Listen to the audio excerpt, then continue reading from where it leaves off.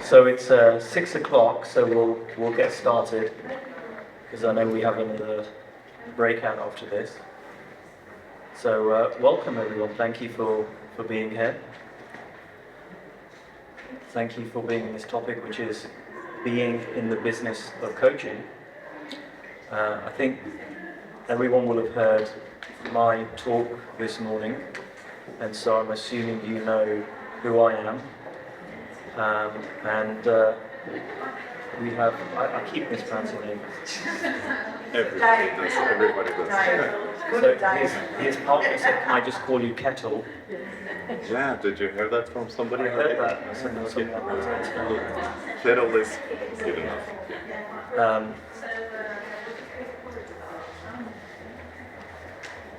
Something I said?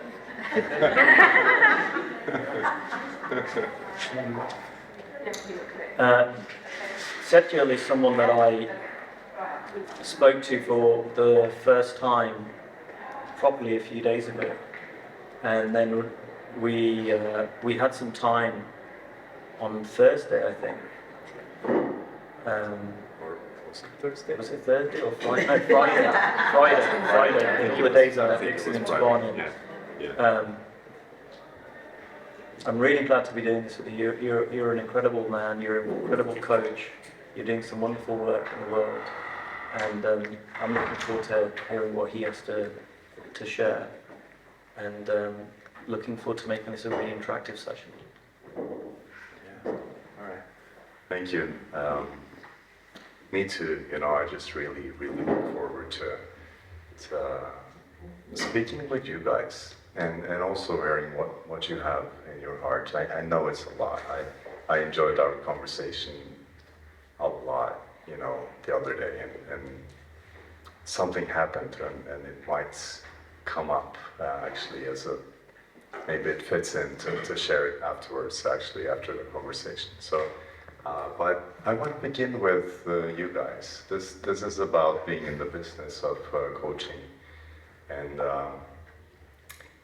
yeah, that's been my life, the last 18 years. That's just what I've done all the time, or at least 14 years, because the first 4 years was I worked in a business, training salespeople, and then I've been in the business of coaching in the last 14 years. So this is something that is close to my heart.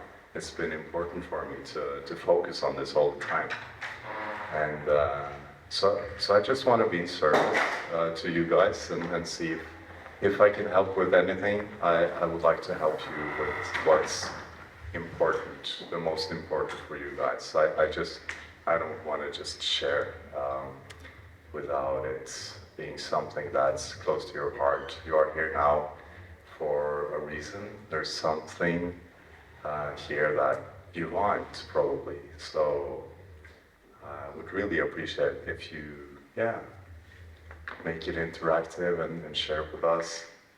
How many people here are coaches now? Okay, it's almost everyone. All right, great. Okay, so please go ahead. Anyone has a question to start us off? Yes? So what do you think is the biggest barrier, to use a word that everyone understands, to somebody creating a successful coaching business? Wow. Those words in inverted commas there. Yeah, wow, thank you for that question. I'll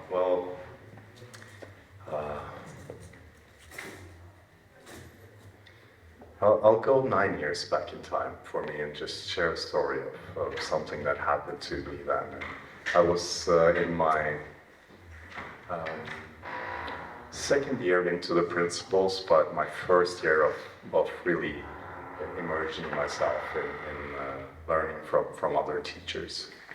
And so I was, and my business was like, because I had a successful business before the principles in just personal development, traditionally.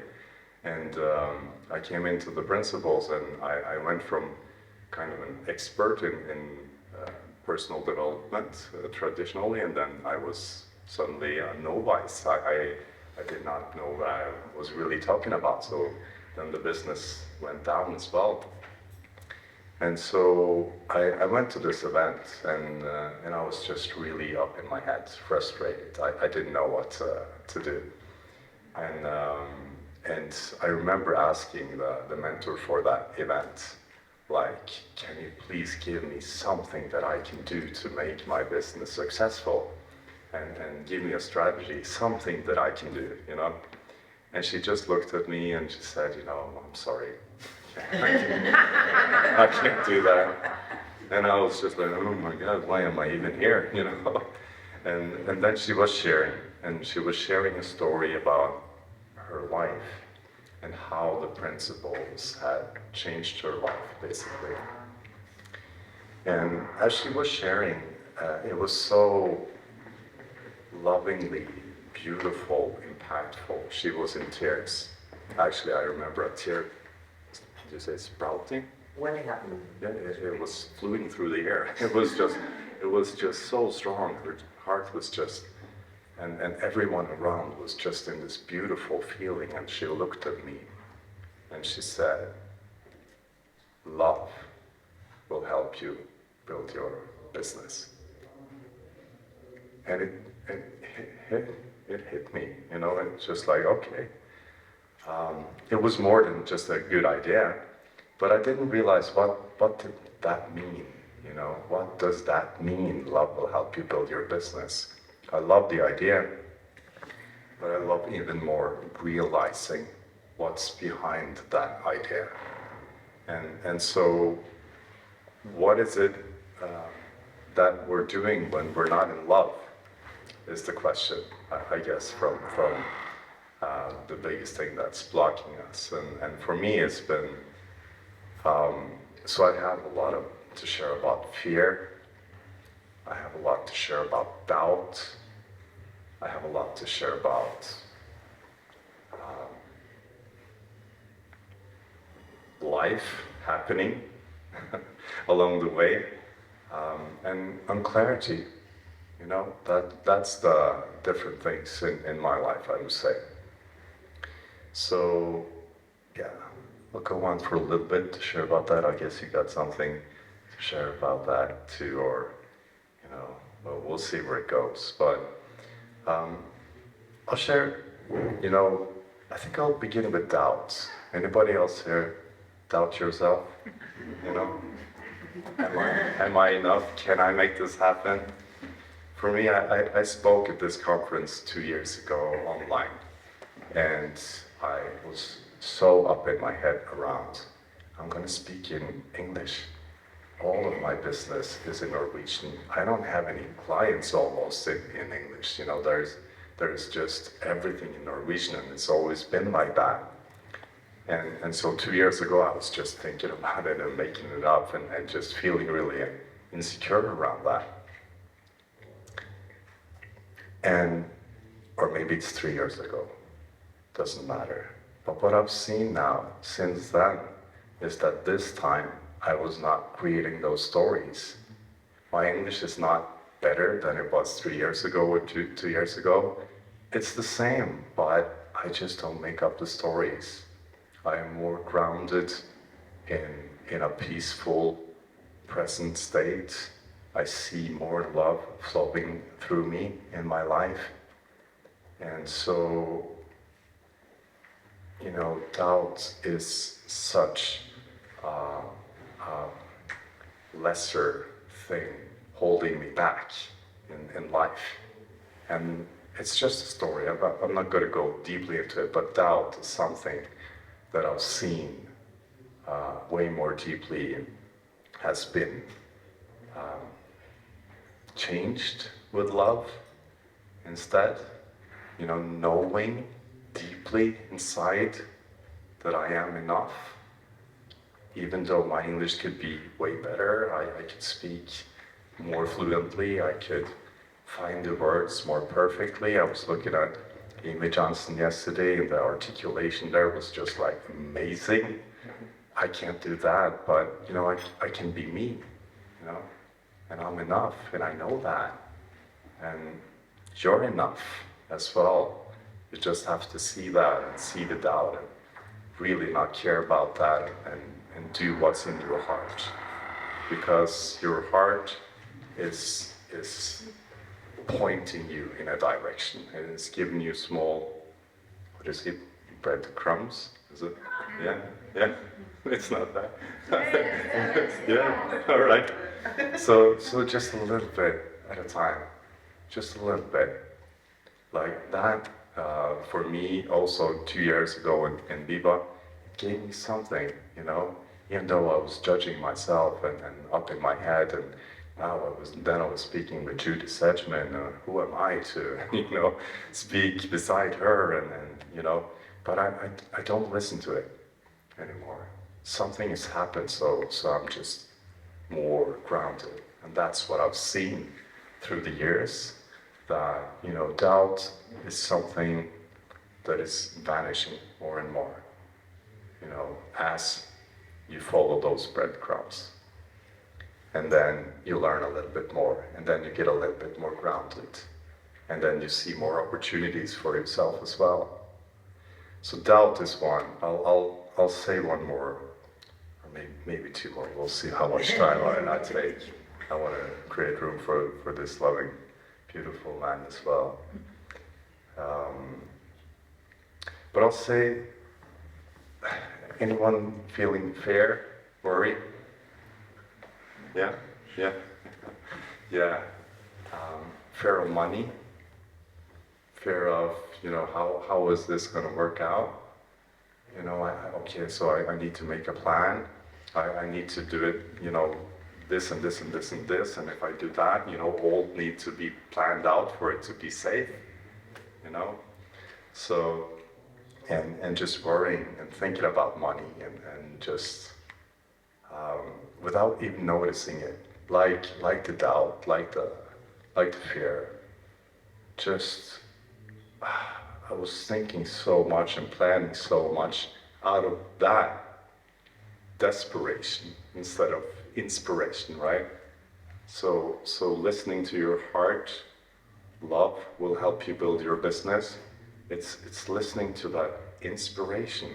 That's another word for love, as I view it. You know, love is a wise intelligence giving us the next step along the way, and it's always there.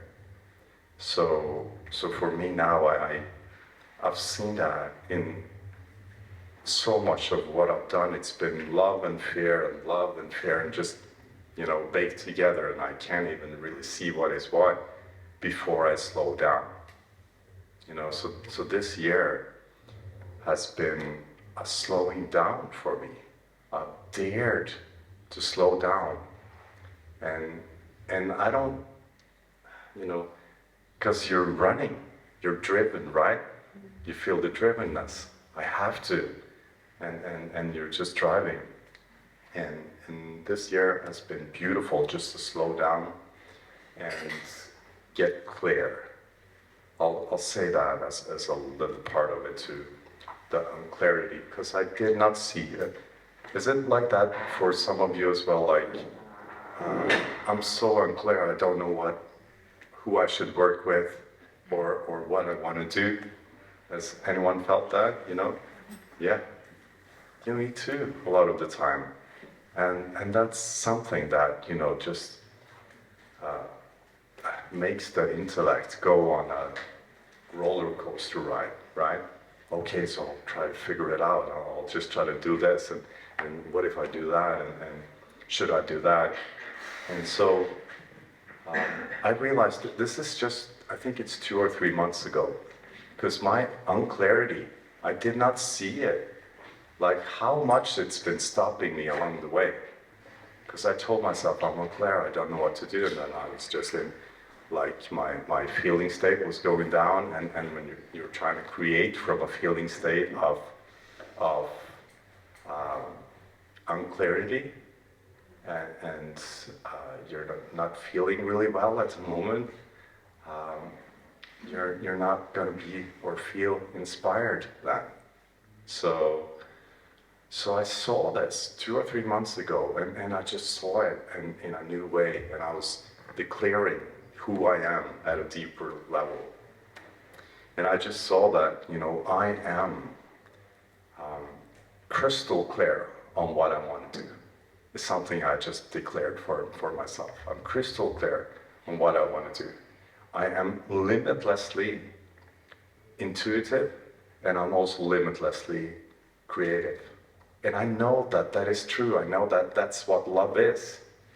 And I know that's my wisdom, right?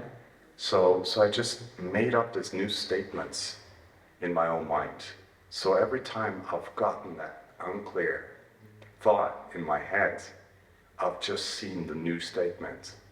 And the unclear thought has not taken over my mind the last couple of 2 or 3 months after I just saw this more clearly. And it's been changing me. It's been changing me a lot. Am I making sense? Absolutely. Yeah? Yeah? All right. So I think I'll let Ankush talk a little bit and yeah. Thank you for the question. Yeah, thank you. What a beautiful, beautiful question. And thank you for your sharing. So, are you guys open if I share some doing? Yeah?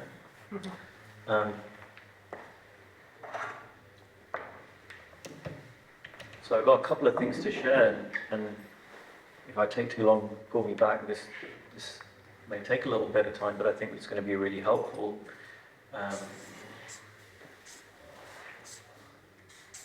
So just repeat your question again. What are the biggest barriers Yeah. to people creating a successful coaching business? So what are the biggest barriers to people creating a successful coaching practice, successful coaching business?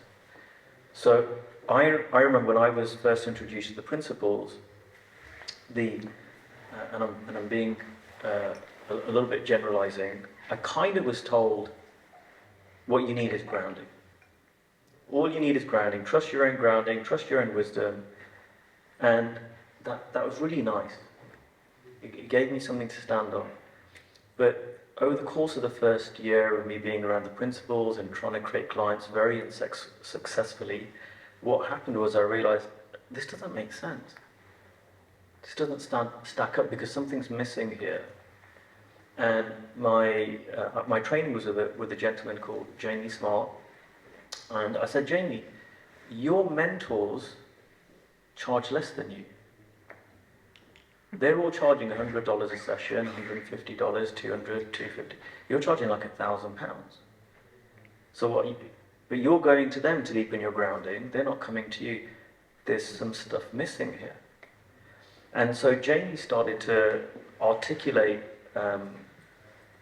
He's a really bright guy, and he kind of put it into 3 areas. So I'm going to use his language, right? So he said the first strand of being a successful 3 principles-based coach is grounding. That's the foundation piece, right? That is super, super, super important. Now, the way I will define grounding is your understanding, your felt understanding, not an intellectual understanding, like you're living it, of the principles. Because, like Sid said, a kid can get it, just repeat it, but there's levels. I would meet someone like Dick and Bettinger, and you're like, yeah, this guy knows. It's not anything he says. He's got a depth, right? That's super important. That is the foundation piece of a being successful as a 3 principles-based coach, right? But that's not the only thing. The second piece, Jamie would call impact. Right? And I always use the metaphor of my A-level maths teacher. He was a complete geek around maths. He spent a full maths session going, I think he was high, because he said, give me a number, any number. And we'd give him a number and he'd go, that's a really interesting number because, and he'd start telling us like random facts about a number, all right? He was really smart about maths. Wasn't so good a teacher. Right? I'm serious. Now, I had two maths teachers. Now, the other maths teacher wasn't as smart, and the first guy was the head of maths, and this guy was just, one of the other maths teachers. But he was gentle and a bit kinder and a bit more patient, whereas the first guy would get frustrated with the kids who didn't understand what he was talking about. So there's a difference between grounding, i.e.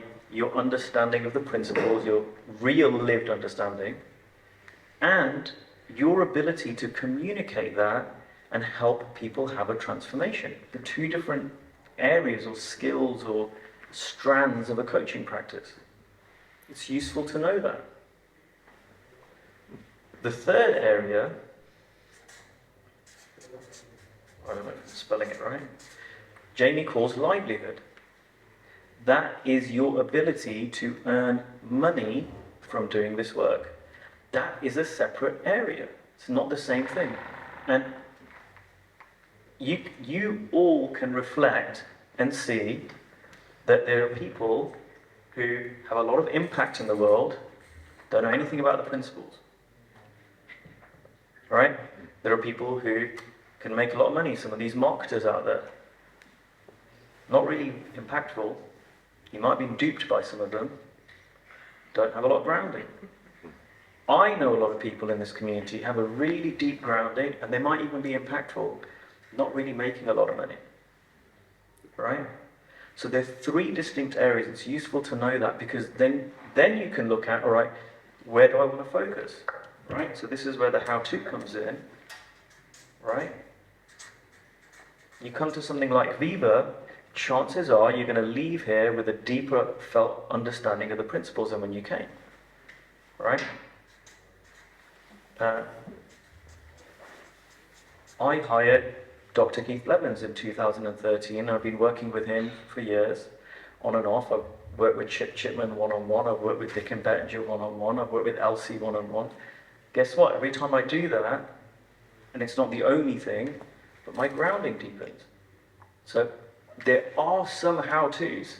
I don't want to say, oh, there's no how-tos, don't worry about it. Yes, trust your wisdom, but if you're running it as a business, right, you go, all right, I'm a bit shallow in this area, there are things you can do, right?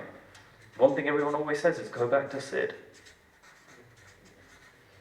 We're very lucky now that the unreleased videos are being released for free online. We've got his books, right? There are pirated audios out there of content. It was so much content of Sid. I listen to Sid all the time. That's going to guide you. So again, you want to deepen your grounding. There are things you can do. I know that sounds like blasphemy, but there are things you can do. Right? Now, you want to deepen your impact. Well, one of the things that helped me deepen my impact was, I did Clarity, which was Jamie Smart's program. There's Super Coach. The Pranskys have a program. Sheila ran a program recently. I mean, there are lots of programs out there. There are people that are there helping you. There's one of the breakouts sharing the principles right now that Jackie and Steve are doing.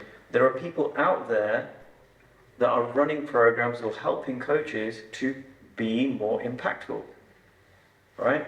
I worked with, not strictly a 3P coach, but I worked with Steve Chandler.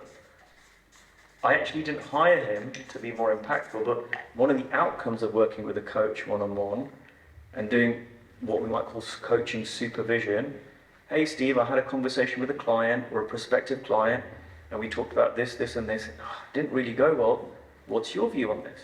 Well, he goes, oh, if I was doing it, you don't mean you have to do this, but I would have done this. Oh, yeah, that's really good. I'm going to take that on board next time. I started to become more impactful. There are things you can do. It's not like, oh, I don't know what to do. There are things you can do. Livelihood. So again, for me, this really took off when I hired a coach. For me, it was Steve Chandler. Shameless plug, I run a school, which is all about that. But there are things you can do. Now, if you want to improve this bit, and all you're doing is that stuff, chances are you might be slow around this. And if you only spend time looking at this, right, you might be missing a trick. Now, they're all connected. They aren't completely separate, right? So this is a model, and like all models, if you follow it through, you can, they can break down. But I found that really helpful for me. And at different stages of my coaching career, I focused on different things. So at the beginning, my first year or two, well, the first year especially, it was all grounding, and a lot of the second year. And then in the second year, I started looking more at impact, right? And Mark Howard had this course, which is an amazing course around like, what do I actually do with the client? That was a perfect time for me to look at that. Then I hired Steve Chandler, start looking at the livelihood piece. It's totally different. We're talking about different things, and I start making money. But then I don't stop. Then there'll be times when I'll be like, oh, I feel like I want to come back to the principles a bit, and I do. And every time I invest in a 3 principles based mentor or do something for that, it reflects in my my work. A few years ago, I went to La Conna and spent 5 days with Keith Blevins and Valda Monroe. And one of my clients, that was after my book came out, which Keith endorsed, and he doesn't endorse a lot of books. And one of my clients said to me, why are you going now? You've literally written a book on the subject. And I said, I know there's still stuff that I don't know, and he knows stuff that I don't know, I can tell. So I'm not going there for a particular outcome. That wasn't it, I'm not trying to grow my business or anything, but I was like, I want to go for me. And guess what happened? I started to have insights when I was there. Things started to shift. I became more impactful. By the way, as I became more impactful, I started to make money easier. It's all connected, but there are separate strands, right?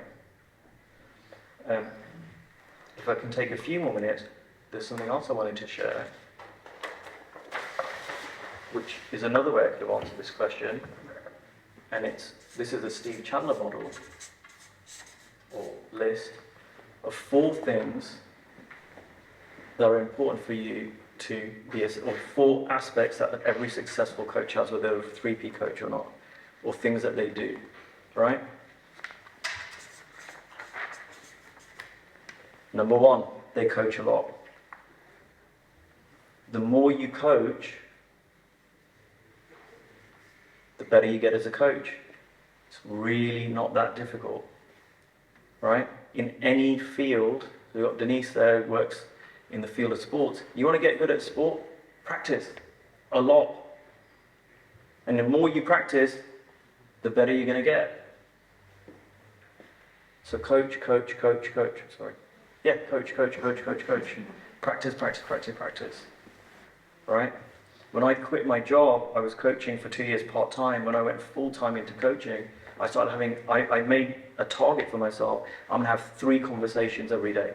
I didn't get that every day, but I tried. I'm going to coach 3 people every day. Doesn't matter who it is, where it is, just I'm going to try and do that. My impact as a coach just rocketed. I could feel it. So just doing it a lot. So the first things I say to coaches is, if you want to grow your business, just start coaching a lot. Just talk to people. If you don't have to do that, well, work that bit out, but coach a lot. Right? Number 2, get coached. I don't know any coach who's really successful that hasn't been coached. Right? And a lot of people say, oh, well, especially if you work with coaches, that's really convenient for you to say you coach coaches.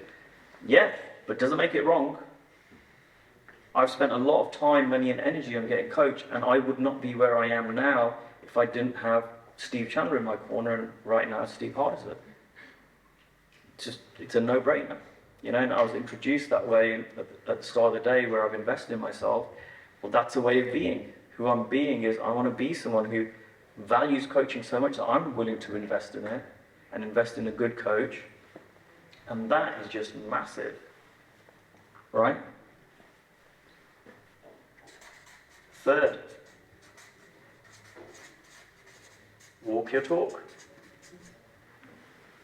And you can say this is being. Right? Who are you being as a coach? Are you being loving? Are you being judgmental? How many of you have had your partner say to you, you need to practice what you teach, right? I made a commitment that every time my wife said something to me about being or the principles, I would thank her. Because I used to have a story, oh, it's so annoying, stop doing that to me. No, thank you. You're helping me step into who I am teaching. I'm being what I teach. So where I'm not, she's my greatest coach. It's amazing. You all have amazing coaches at home who are going to hold you to the things that you talk about. That's a good thing. It's not an annoying thing. That's a choice. All right? And if there's an area where you're not walk your talk, walk it. One of the things that I've found this year, some people know this if they follow me on social media, I've lost about 12 kilos. Because who I was being was, I didn't have a choice about what I put in my mouth. And if I'm really honest, it looked like that was an exception. I don't have a choice. Oh, food makes me feel good. Junk food makes me feel good. My nutrition was terrible. I knew that I don't have to be perfect, but that was the next step for me. I've got to walk my talk. If I'm talking about this, and I'm talking about the principles, where am I not living that? Okay, focus on that. Right? And number 4, this should be, we've got a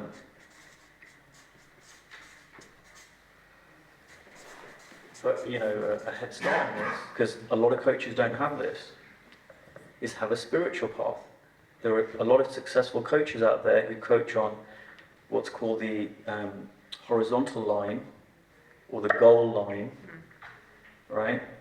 And that basically is, someone hires you, okay, I want to create this, and it's outcome-based coaching, right? And there's a different thing called the soul line, or the vertical line, which is an inner shift, right? And coaches who only focus on the outcome-based, then they won't be as successful as they can be. The truly successful coaches also have that spiritual aspect, that spiritual dimension. This is true if you work with CEOs and corporates as much as it is if you work with, people in this community. It's across the board.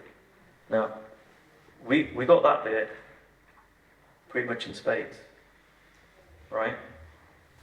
And these are really doable.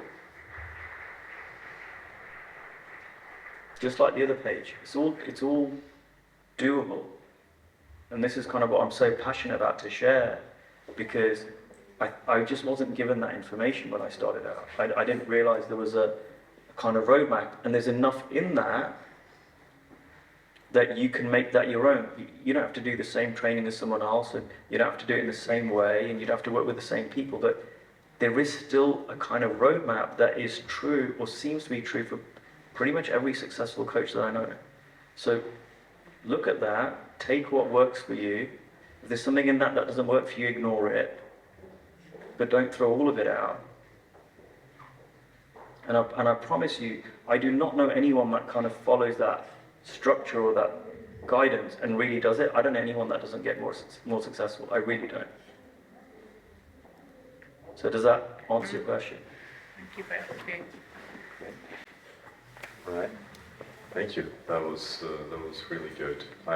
Did you like it too? Like a little bit form over what we're focusing on. I think that was really nice. So what else? What questions do you have? I could say something more about it, but I would like to hear with you. Yeah. So I've done a lot of coaching programs, and I totally buy into get coached and get better.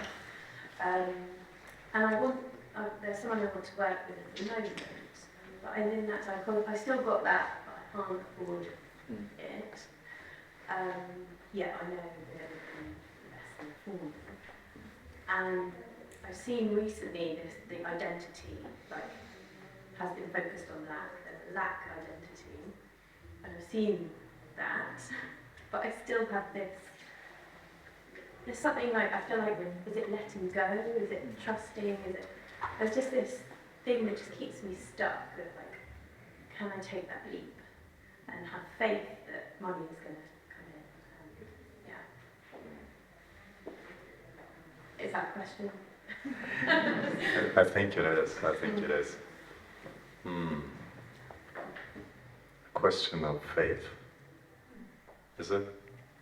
Yeah, I think but it's just like a letting go of this black scarcity mindset. Yeah. I can see it very clearly, Yeah.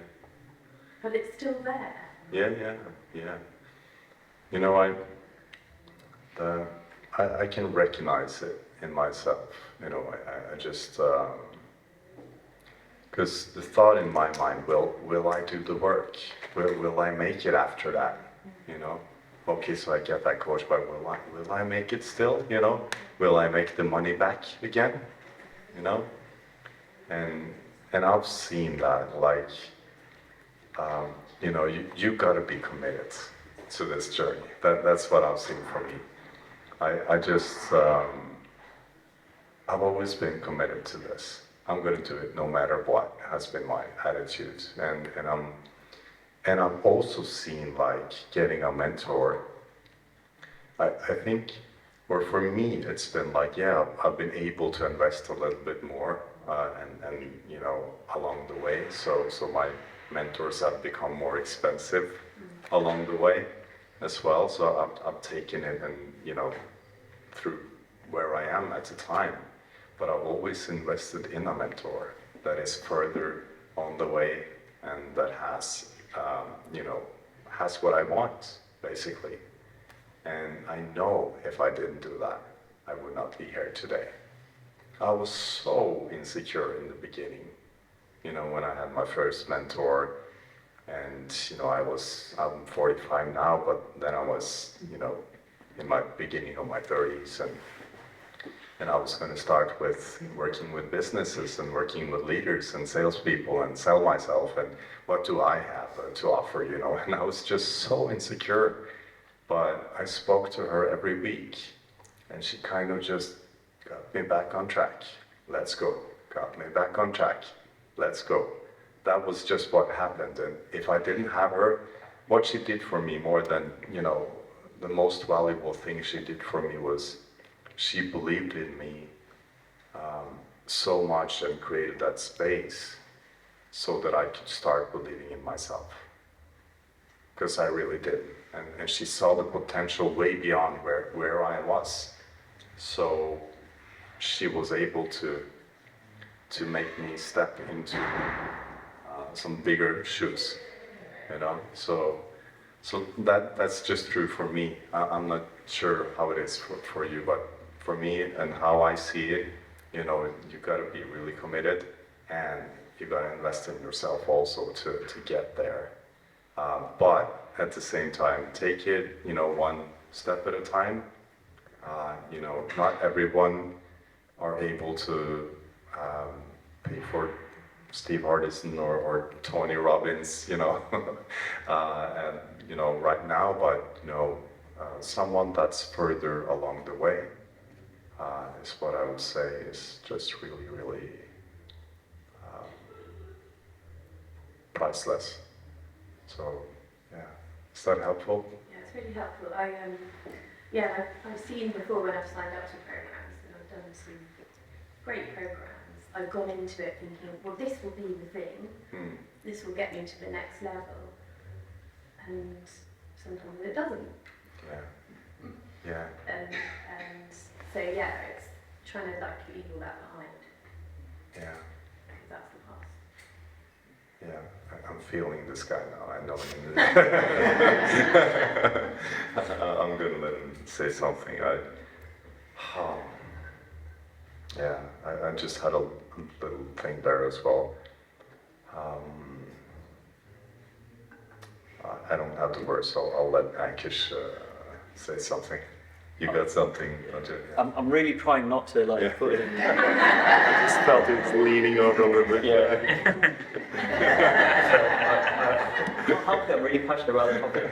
So, at the risk of talking you out of paying someone else, so my answer is don't do the program based on faith. And that includes my program. Right? Don't hire any coach based on faith. I don't. I'm not saying don't have faith. This is a business. businesses don't tend to run on faith. So so if I just mention my school, and it's not about my school, the way that I've sold my school is I've given so much of it away for free because I don't want anyone in my school who's there on faith. I want them to look at it and go, oh, that's what I'm going to get. Yeah, I want more of that. Or, oh, that's not really for me. Great. And I love what you said, because you're right. You've got to be committed to it too, because it doesn't matter how good the program is. It's like you can sign up for the best gym in the world. It doesn't mean you're going to physically change. You've got to use the gym. That's true. And make sure you're signing up to the right gym. Like, I'm not going to sign up to a CrossFit gym if I don't want to do CrossFit. Right? So if you want to hire a coach, my advice, and I know I'm giving advice, but don't hire a coach that doesn't give you some sessions to test it out. So I wouldn't hire anyone that I hadn't had an experience of first to know whether it was right for me or not. And as a program, don't do a program that just gives you marketing stuff. You know those programs, you don't really know what's in it? I don't do that. And I don't operate my business like that. And I will say that one of the things I'm really happy to say is, again, my whole thing is I want to change the industry. I can't do that on my own. So I charge certain fees and they're not affordable for everyone.